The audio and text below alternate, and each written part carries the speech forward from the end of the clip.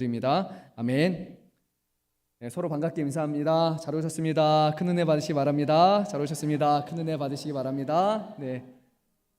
제가 아침에는 못 봤다가요. 저기 앉아서 보니까 꽃이 오늘 멋있더라고요. 뭔가 이렇게 승천하는 것 같은 느낌이 제가 들어가지고 주님이 그래서 제가 계속 이렇게 눈이 여기 갔어요. 너무 멋있다. 너무 멋있다.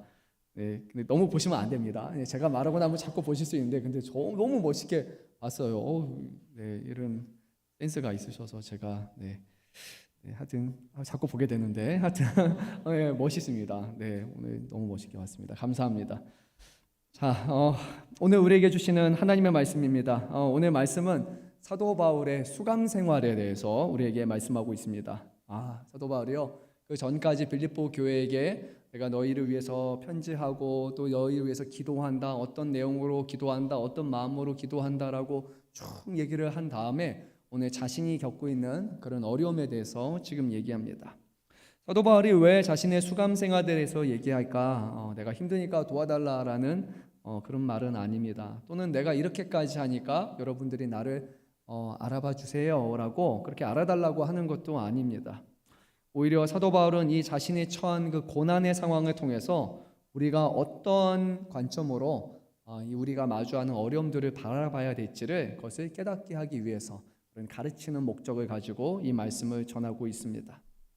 사도 바울이 전하는 것은 우리가 인간적인 시각으로 우리 어떤 불행이나 실패나 좌절이나 그런 것을 바라볼 것이 아니라 우리가 이런 상황에서 복음 중심의 관점으로 우리가 나아가야 된다는 것을 분명하게 전하고 있습니다. 복음에 사로잡힌 바 된 사도 바울의 모습을 보면서 정말 우리가 이런 고난과 어려움 속에서 사도 바울과 같이 우리가 그 복음에 사로잡혀 있는지, 또는 빌립보서에서 계속해서 사도 바울이 말한 것 같이 그리스도 안에 우리가 머물러 있는지 우리의 모습을 한번 생각해 보면 좋을 것 같습니다.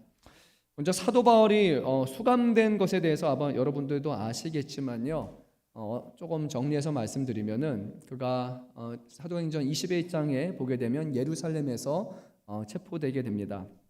바울은 예루살렘 성전에서 유대인들에게 잡혔는데 그 이유가 이방인을 성전에 데려왔다라는 그런 허위 고발로 그가 체포되게 됩니다. 그로 인해서 결국에 난리가 나고요. 나중에 사도 바울이 암살 시도를 당하는 일도 있었지만 결국에 가까스로 그가 사전에 이것을 알게 되어서 그가 벗어날 수 있었습니다. 로마 군인이 개입해서 바울을 구출했지만 결국 그는 구금되었습니다. 그리고 나서 사도 바울이 가이사랴의 총독 관저, 이 헤롯 궁전에서 약 2년 정도 구금이 됐는데 총독 벨릭스 그리고 총독 베스도 앞에서 그가 신문을 받게 됩니다. 지금 상황 자체가 사도 바울이 놓여질 것 같지 않기 때문에 사도 바울은 자신이 황제에게 상소한 권리가 있다고 얘기해서 로마 시민권이 갖고 있는 그 권리거든요.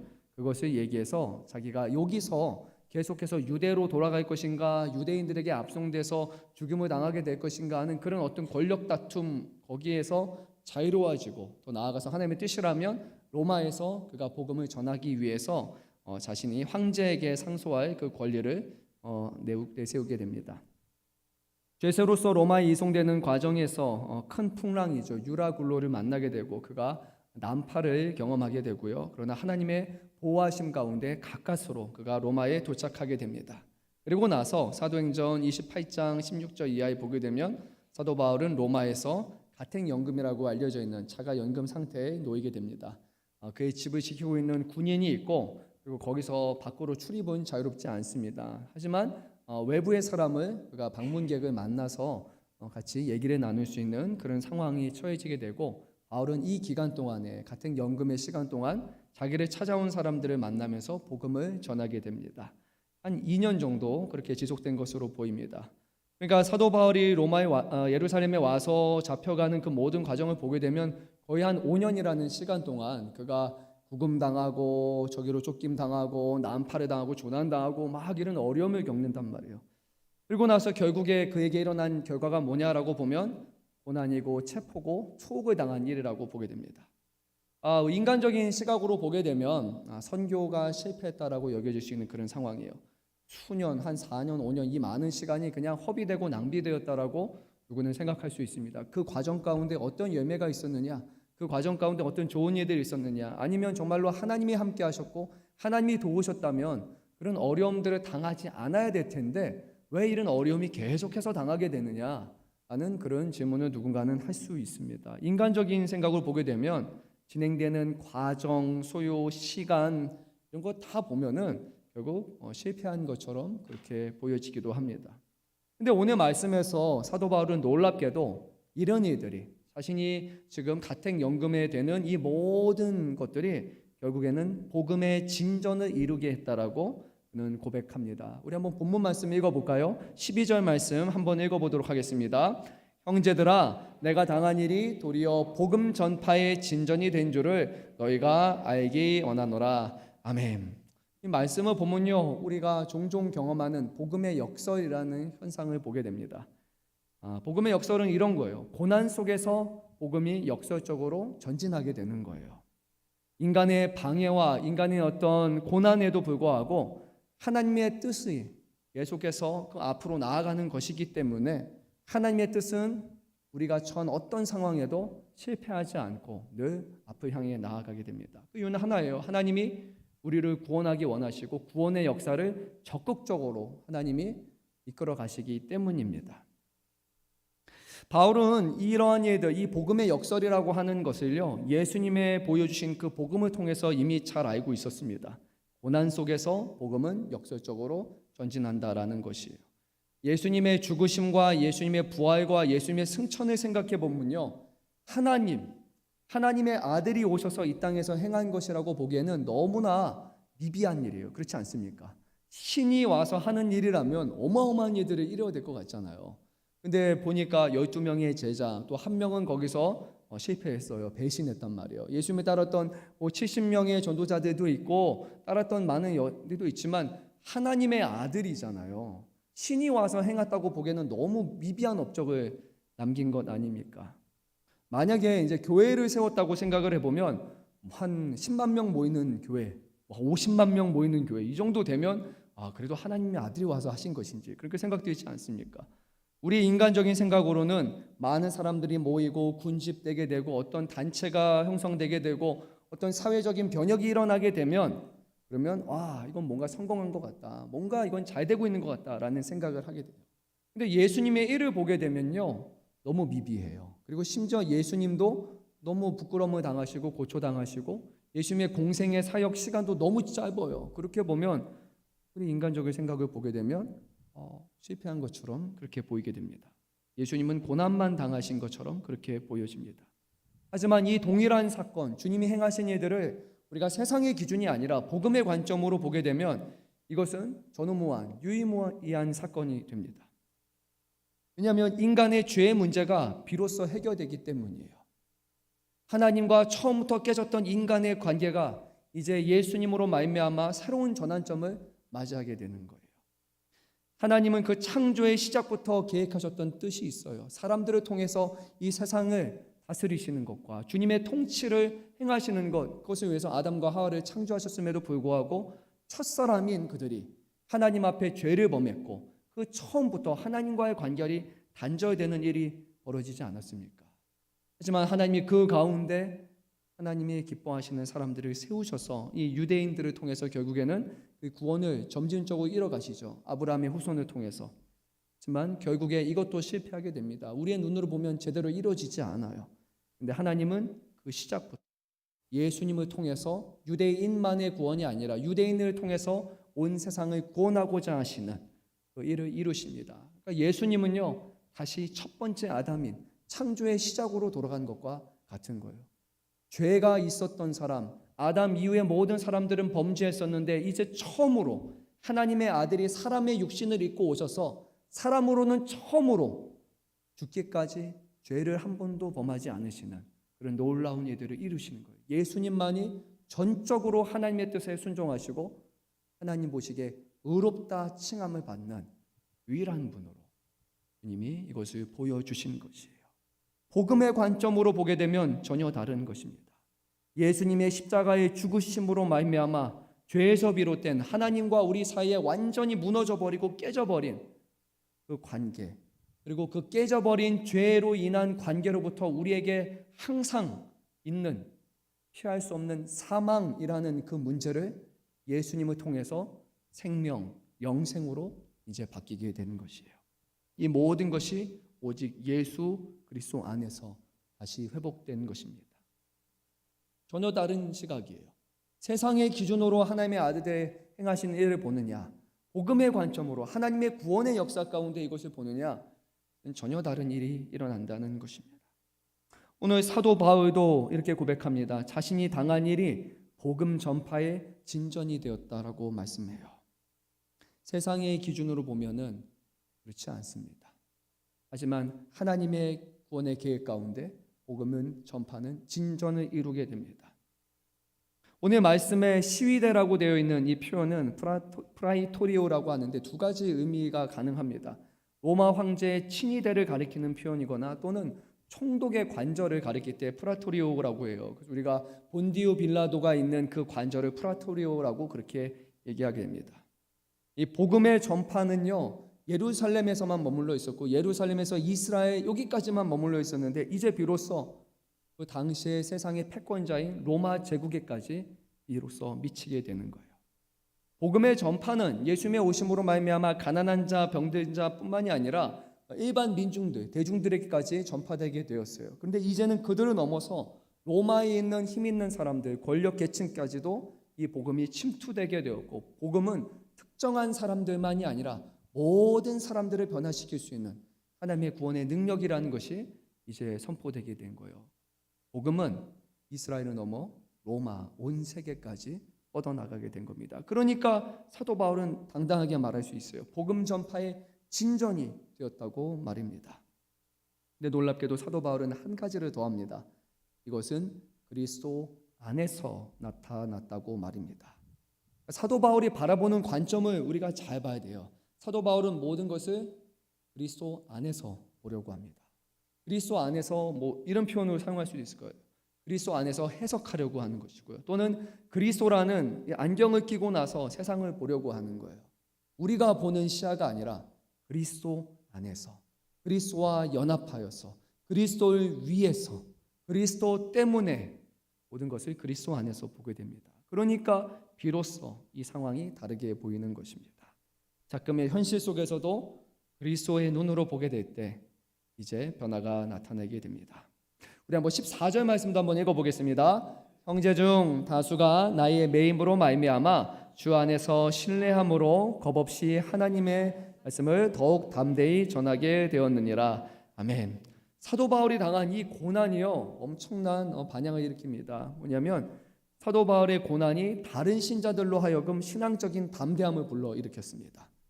그래서 이제는 동역하는 이들이 예전보다 좀 달라졌어요. 두려워하지 않았어요. 이거 복음 전하다가 잡힐까봐, 복음 전하다가 다른 사람들에게 매맞을까봐, 복음 전하다가 내가 해코지 당할까봐 그거 더 이상 염려하지 않았어요.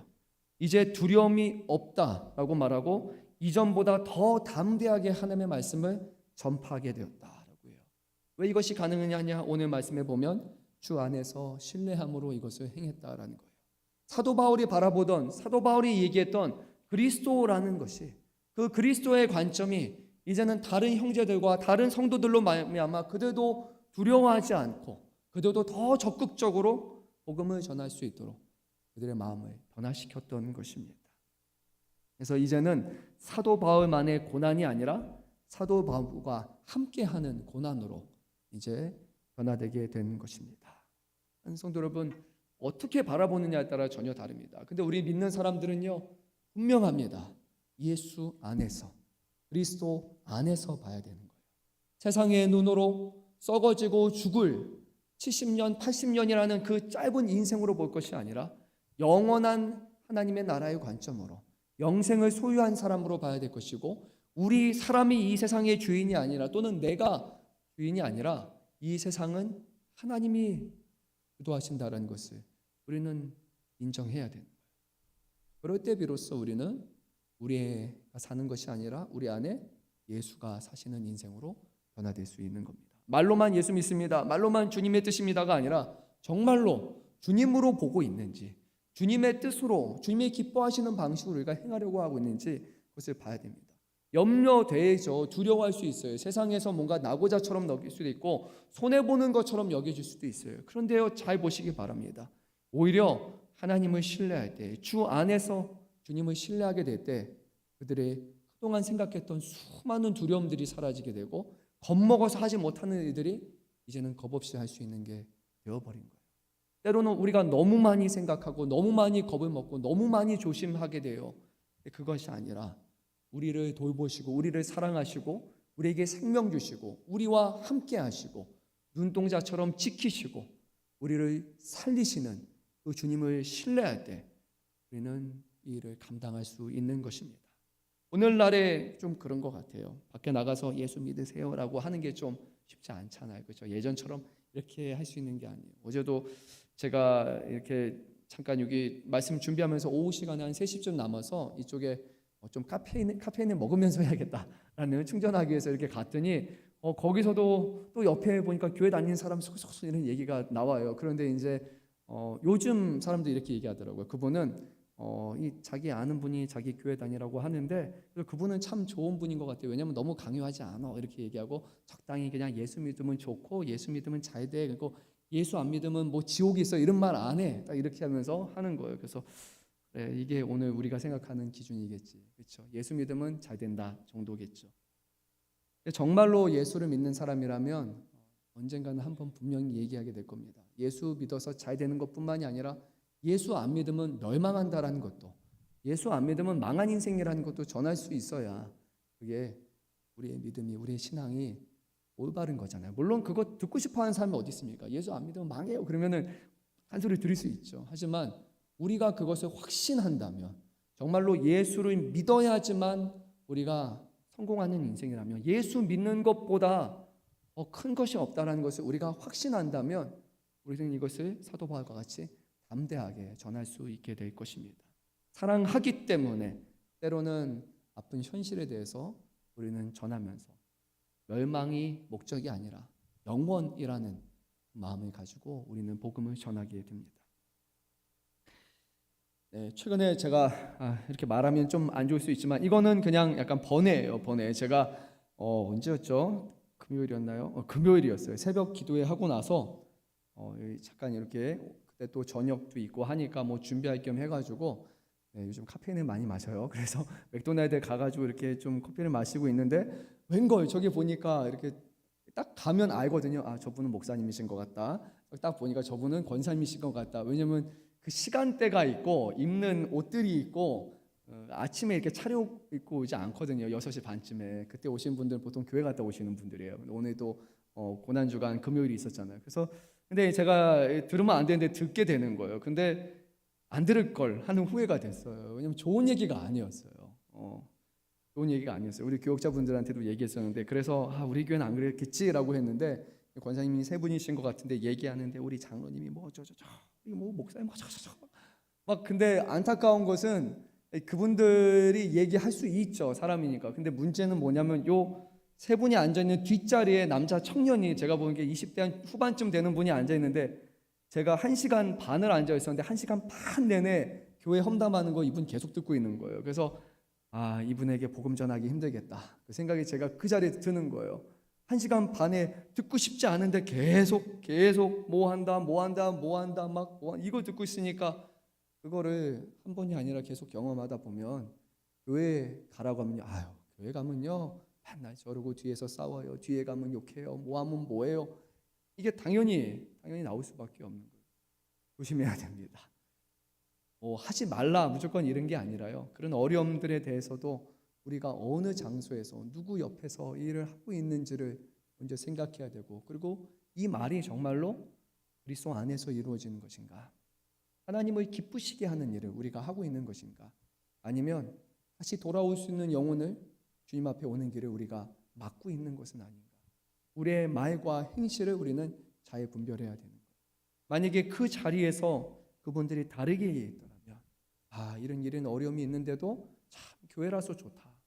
우리 교회 참 장로님도 좋으시고 목사님도 좋으시고 성도님들도 참 이런 분에서 너무 좋다. 이런 얘기를 듣는다고 생각해 보세요. 정말 또 들어요.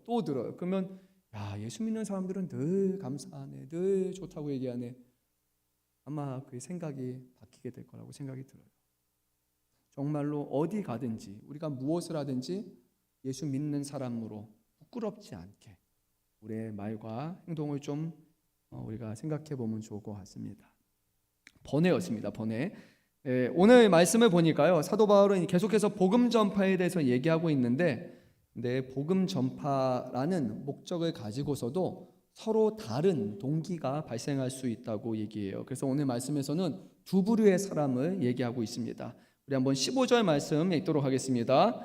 어떤 이들은 투기와 분쟁으로, 어떤 이들은 착한 뜻으로 그리스도를 전파하니. 아멘. 서로 다른 동기를 가지고 전합니다. 분명히 그리스도는 전파하고 있습니다. 그거는 똑같아요. 공통 분모예요. 그리스도는 전파하고 있어요. 그런데 첫 번째 사람은 투기와 분쟁으로 그리스도를 전파하고, 다른 사람은 착한 뜻, 또 다른 표현은 선이라고 할 수 있겠죠. 선한 의도를 가지고 그리스도를 전파하고 있는 거예요. 투기와 분쟁은 시기하고 다투는 것, 또는 시기와 경쟁이라는 그런 의미예요. 예수를 전하고 있는데도 불구하고, 복음을 전하고 있는데 이 전파하는 사람들이 서로 다투고 있는 거예요. 서로를 시기하고 있는 거예요. 서로를 경쟁하듯이 지금 하고 있는 거예요. 분명히 주님이 기뻐하시는 것은 합력하여 선을 이루는 것인데, 누구는 이렇다, 누구는 저렇다, 수군 하면서 저 사람은 또 왜 저러니, 저 사람은 왜 저렇게밖에 못하니, 다른 사람들을 깎아내리면서, 또는 자기가 더 대단하다고 자기 자신을 드러내는 방식으로, 누군가 위에 서는 방식으로 잘못된 경쟁심을 발휘하게 되는 거예요. 예수님의 복음을 전하는 것, 복음을 살아내는 것, 열심을 내지 말라는 것이 아니에요. 그런데 문제는 경쟁심인데, 잘못된 경쟁심이 우리 안에 있게 되면, 그러면 그 복음의 내용이 분명히 훼손될 수 있습니다. 잘못 전해질 수 있는 거예요. 이렇게 생각해 봤어요. 경쟁 이런 거요.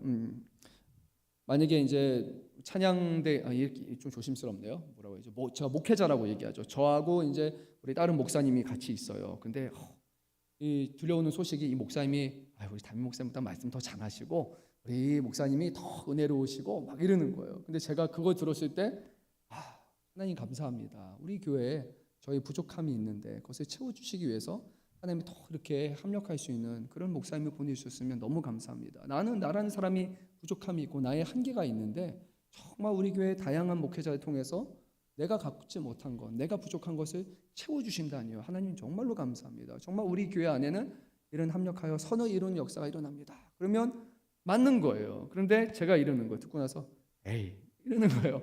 그러면서 한마디씩 하는 거예요. 저 사람은 저게 문제야. 넌지시 아닌 것 같지만, 또는 그거에 대해서, 다른 행동에 대해서 막 자꾸 이렇게 넌지시 얘기하는 거예요. 그러면서 서로가 깎아먹기 시작하는 거예요. 또는 내 자신이 더 잘하고 잘 몰라요. 뭐가 부족해요라고 하면서 자기 자신을 드러내려고 하는 거예요. 이런 게 복음 전파하는 거에 있어서 잘못된 경쟁심으로 하는 겁니다. 모든 일에 우리가 그렇게 할 수 있는 거예요. 어떤 직분을 맡았든지 봉사에 어떤 역할이 있든지, 그것이 나의 부족함이 있지만 이 모든 것을 하나님이 함께 하셔서 좋은 길로 이끌어 주신다라는 마음을 가지고 해야 되죠. 물론 내가 부족한데 나는 그냥 부족하니까 열심히 안 할게요라는 게 아니에요. 나는 열심히 해요. 그 안에 최선을 다하지만 나의 부족함이 있고 다른 사람의 잘하는 것이 있고, 그것을 서로 인정하면서 감사하고 하나님 앞에 영광을 돌리며 살아야 되는데, 그게 아니라 자꾸만 서로를 깎아내리고 서로를 비판하고 그런 일들이 일어나는 거예요. 물론 사람이기 때문에 인간적으로 그런 생각이 들 수 있겠죠. 저 사람은 참 잘하네. 나도 그렇게 했으면 좋겠네. 그런 생각이 들 수 있어요. 그 사람이 잘하는 것과 칭찬받는 게 때로는 내가 좀 마음이 그럴 수도 있어요. 인간이니까, 사람이니까. 그게 없는 사람은 거짓말쟁이에요. 제가 보기에는 사람은요, 그런 감정이 들어요. 다른 사람이 잘하면 좋지만 그래도 이럴 수 있죠, 우리 마음에. 그런데 그 자리에서 우리가 생각해야 되는 거예요. 그리스도 안에서 이 일이 이루어지고 있는가? 그리스도 안에서 되고 있는가? 전파되는 것이, 영광 받으시는 것이 그리스도이시니까 라는 것을 우리가 생각할 수 있다면, 그 자리에서 우리는 협력하여 선을 이루어 나가는 그런 교회가 될 수 있는 거예요. 근데 그게 아니라면 다른 사람들을 헐뜯고 경쟁하고 낮추고, 그러다 보니까 그거에 동조하는 사람끼리 같이 모여서 수군수군대고 파당을 이뤄가기 시작하다 보면은 주님의 교회를 우리가 제사에 갉아먹듯이 결국 다 망치고 있는 거예요. 만약에 누군가 와서 어느 교회가 있다 그러면 그런 교회, 하나님이 그런 교회를 통해서 그렇게 일하셔요. 참 감사합니다. 우리가 그렇게 해야겠죠. 그 교회는 근데 이런 문제가 있어. 그 교회는 저게 문제래 하고 그렇게 하면요, 결국 영광 받으셔야 될 주님이 영광을 못 받으시는 거예요. 그것은 결코 지혜로운 것이 아닙니다. 복음은 분명히 선한 것입니다. 그런데 우리의 타락한 본성으로 인해서 거듭난 신자라고 할지라도 우리 하나님의 그 거룩한 목적이 우리의 타락한 본성, 우리의 죄로 인해서 혼합되어서 잘못된 뒤틀린 동기로 복음을 전하는 그런 문제가 발생할 수 있다는 거예요. 투기와 분쟁으로, 시기심으로, 경쟁심으로 그리스도를 전파합니다.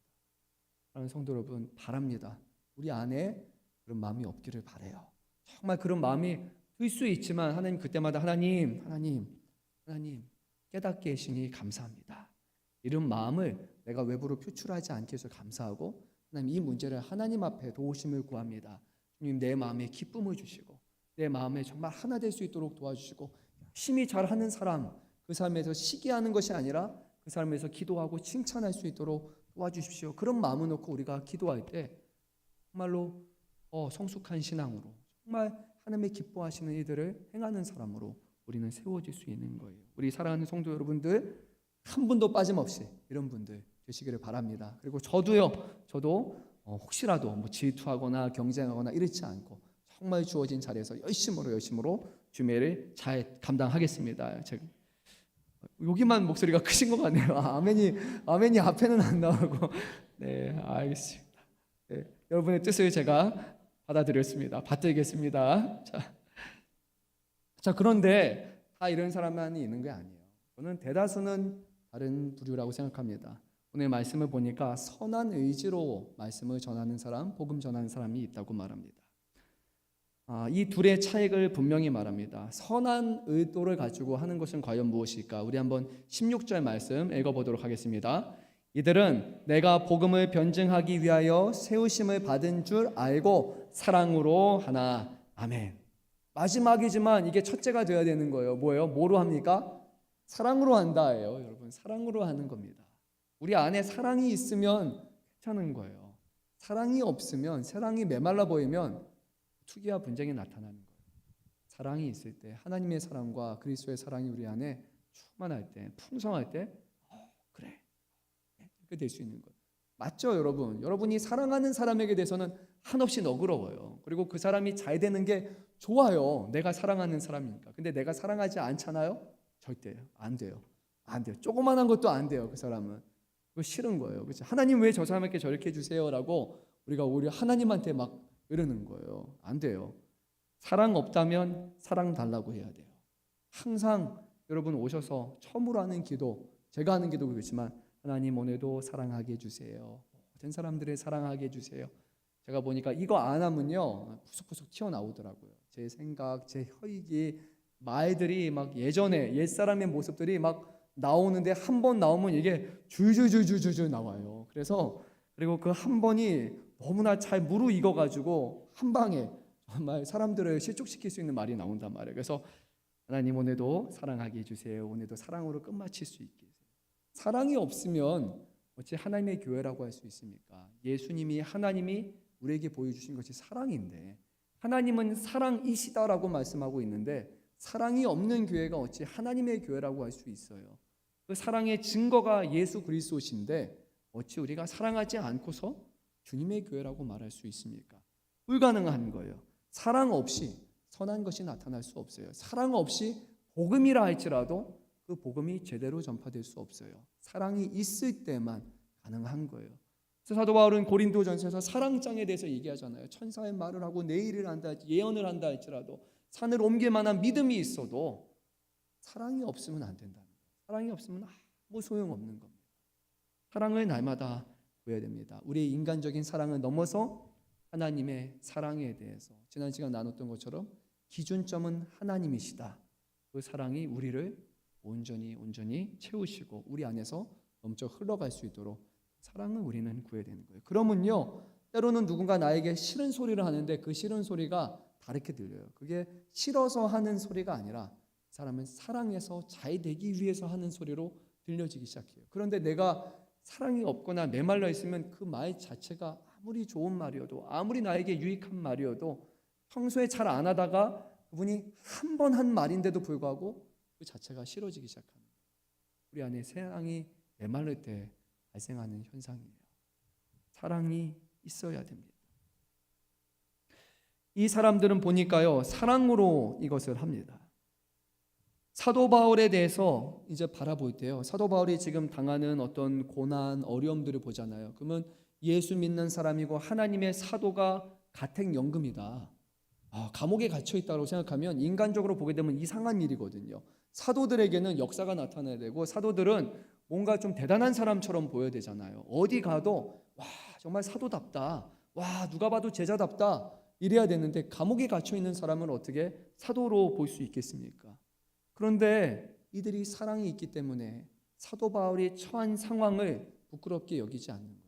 사도 바울의 처한 상황을 오해하지 않게 되는 거예요. 이 모든 것이 사도 바울이 복음을 전하기 위해서, 복음을 싸우기 위해서, 복음을 세우기 위해서라는 것을 그들을 받아들일 수 있게 되는 거예요. 또한 사도 바울의 소명을 인식하면서 사도 바울을 시샘하거나 하지 않습니다. 사도 바울이 전하는 그 사역을 놓고 색안경을 끼고 바라보지 않아요. 그의 열심과 수고, 처한 모든 상황조차도 주님 안에서 이루어지는 것이구나, 하나님의 일들을 위한 것이구나, 복음의 진전을 위한 것이구나 라고 그들이 이것을 받아들이고 인정하고 그 일에 동참할 수 있게 되는 거예요. 사랑이 있을 때 가능한 것입니다. 그러면요, 반대로 사랑 없이 투기와 분쟁으로 그리스도를 전파하는 사람들은 어떻겠습니까? 17절 말씀도 한 목소리로 읽도록 하겠습니다. 그들은 나의 매임에 괴로움을 더하게 할 줄로 생각하여 순수하지 못하게 다툼으로 그리스도를 전파하니라. 아멘. 말씀은 이런 의미예요. 먼저 순수하지 못한 동기를 가지고 그들이 복음을 전하고 있는데 뭐냐? 다툼으로 합니다. 그럼 왜 다툼을 합니까? 그 이유가 무엇인가 하니 바울에게 괴로움을 주기 위함이다 라고 얘기하는 거예요. 그들이 열심히 복음을 전하는 이유가 바울을 괴롭히기 위해서, 열심히 잘하는 이유가 바울을 무능한 사람으로 만들기 위해서, 열심히 하는 이유가 하나님이 바울을 쓰시지 않는다라고 그렇게 하기 위해서 열심히 하는 거예요. 여러분, 얼마나 삐뚤어진 종기입니까? 열심히 신앙생활하고 열심히 전도하고 열심히 믿음으로 살아가는데 그 이유가, 목적이 하나님이 기쁘시게 하거나 복음을 위해서가 아니라 내가 열심히 하니까 저 사람이 이상한 사람 되기 위해서, 내가 내가 집사인데 이렇게 살아갔는데 아니 권사님이나 목회자가 이렇게 못 살아가, 저 사람 이상한 사람 되기 위해서. 이게 삐뚤어진 동기인데 지금 사도 바울 시대에 이것이 일어나고 있었던 거예요. 그 사람을 세우기 위해서가 아니라, 합력해서 선을 이루기 위해서가 아니라, 내가 열심히 하면 다른 사람들이 부끄러운 사람이 되니까, 그리고 나는 더 대단한 사람처럼 보이기 위해서 복음을 악용하는 사람, 말씀을 악용하는 사람이에요. 신앙을 악용하는 사람이에요.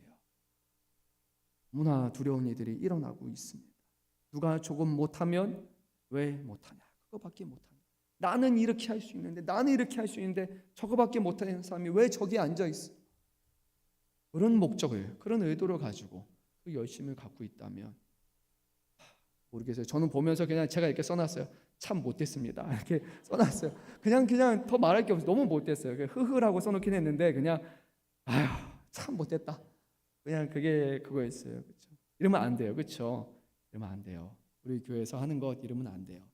우리 자신을 뽐내기 위해서, 내가 잘해서 상대방 부끄럽게 하기 위해서, 낮추기 위해서 이렇게 하는 것 되면 안 돼요. 절대로 그러면 안 돼요. 하나님의 복음이 진전이 없어요. 그렇게 하면 오히려 사람들이 하나님을 멀리하게 되는 거예요. 절대로 그래서는 안 돼요.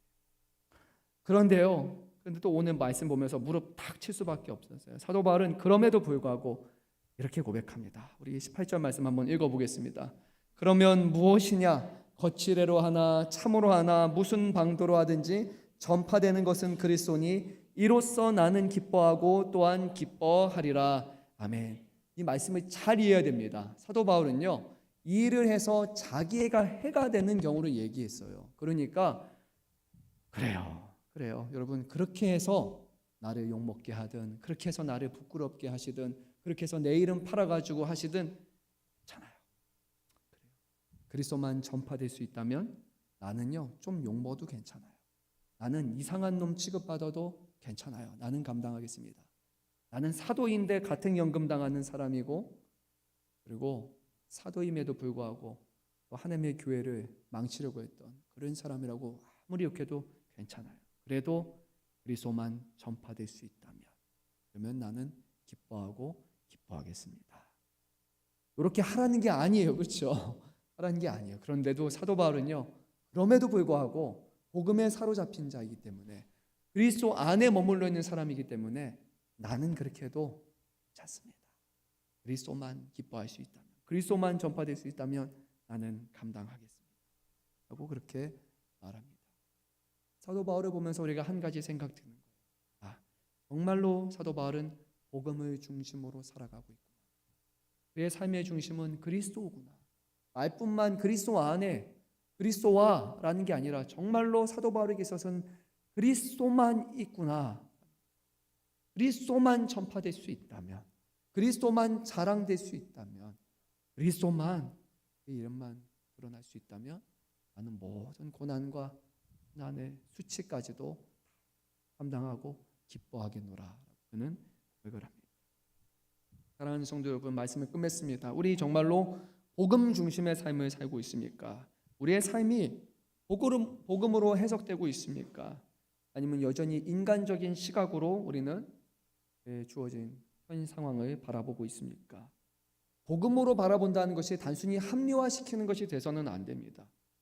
정말로 이 일을 했을 때 복음에 진전이 있는지 그것을 볼 수 있는 안목이 필요합니다. 그냥 안 되고 망하고 있는데 그래도요 라고 얘기하는 게 아니라, 정말 내가 이런 고난당하고 내가 어려움 당하는 것을 통해서 그리스도의 이름이 더 전파되고 있다면, 그분의 복음이 능력이 나타나고 있다면 그거는 합리화가 아니라 그것은 복음의 눈으로 보는 거예요. 그런데 그게 아니라 그냥 내가 어렵고 힘들고 안 좋은 일만 나타나는데 그래도 내 고난조차도 하나님의 영광, 정말로 하나님의 영광이 나타나고 있을 때, 그럴 때 비로소 우리는 이제 복음의 진전이 있는 거고 하나님이 기뻐하시는 뜻이 되는 거예요. 이것을 우리는 분명히 구분할 수 있어야 됩니다. 자기 합리화적인 신앙, 자기 합리화적인 고난, 그것도 하나님이 보시기에 선한 동기가 결코 될 수 없습니다. 선한 동기로 그리스도를 전해야 됩니다. 어떤 방식으로, 저는 기대합니다. 우리 성도님들 볼 때마다 하나님이 여러분들을 통해서 어떤 방식으로 영광을 받으실까, 저는 그 기대감을 늘 갖고 있어요. 저를 통해서 하시는 것도 있지만 우리 각 사람은 다 다르잖아요.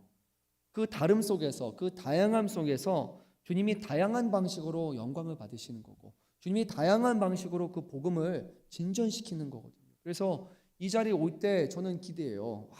다 다름을 통해서 하나님이 일을 이뤄가시고, 그것을 통해 더 멀리, 더 많은 면적으로 다양한 곳에서 복음의 진전이 일어날 것이구나 라는 그런 기대를 가지고 섭니다.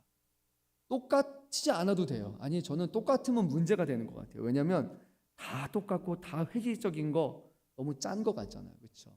다 하는 방식이 다 똑같아요. 누구의 특징인지 아세요? 조심스럽지만 이단의 특징이거든요. 목이 찔러도 똑같이 나와요. 정해진 멘트, 정해진 걸로만 하는 사람들이 있어요. 근데 우리는 그렇지 않아요. 여러분, 각자의 상황, 각자의 개성, 각자의 장점, 단점, 그 모든 환경, 그것을 통해서 하나님이 다르게 일하세요. 우리 하나님은 그러신 분이십니다. 여러분들을 있는 그대로 거기서 가장 좋은 것을 끌어내셔서 선한 일들을 이뤄가시는 분입니다. 하나님이 기대하시고 저도 기대합니다. 그러면 여러분 기대하셔야 돼요? 기대하지 말아야 됩니까?